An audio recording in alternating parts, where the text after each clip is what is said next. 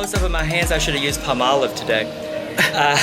These are Armory drink chips that they used to give us at the Armory. You know, like Armorette show night, we would get 2 or 3 drink chips or whatever the management had decided that month we would get. Or if, you know, softball teams, sometimes everybody would get one. So over this late 80s, 90s to 2002, when I was an Armorette from 89 to 2002, these were chips I saved over the years that Joel says I could still turn in here at Amsterdam and get a drink if I need to anytime. So if only I drank more.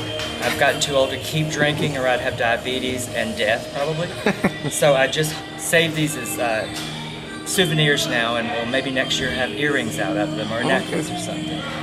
Have you ever been drunk on stage? Absolutely. Totally drunk? Totally. In recent years? No.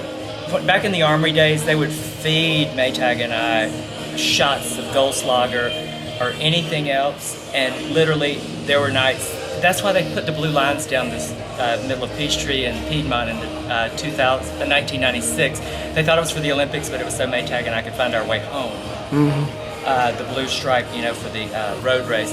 But anyway, yes, there were nights I don't remember getting home, but thankfully... Did you drive back in the day? I did.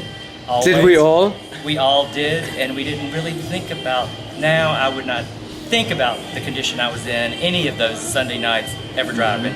Really? There. Because, I mean, they'll stop you if, you know, you cross the line or just do anything these days. So... When did you first come to Atlanta? 1989, January 89, I moved here from Hilton Head Island. Why did you do drag? When did you start drag? Or what? I came here in January, and that first time I ever saw the Armorettes was at the Super Bowl, like 3 or 4 weeks later. Super Bowl weekend in Atlanta, and Armorettes always cheered and did a show during Super Bowl. And I just remember going up to some of the girls saying, I want to do that. They're like, what? I said, what you're doing? I didn't even really know what was drag. I came out at 31 years old and moved to Atlanta 6 months later, and in the next 6 months, I was all of a sudden an Armorette.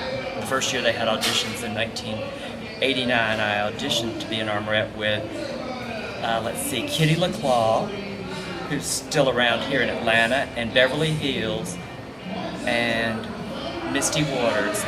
4 of us out of like 12 that auditioned were picked that year, but they told me, because I played for the Armory softball team, I had to wait until softball season was over because they didn't want me to break the ankle in the pumps until softball was over. DragEmpire.com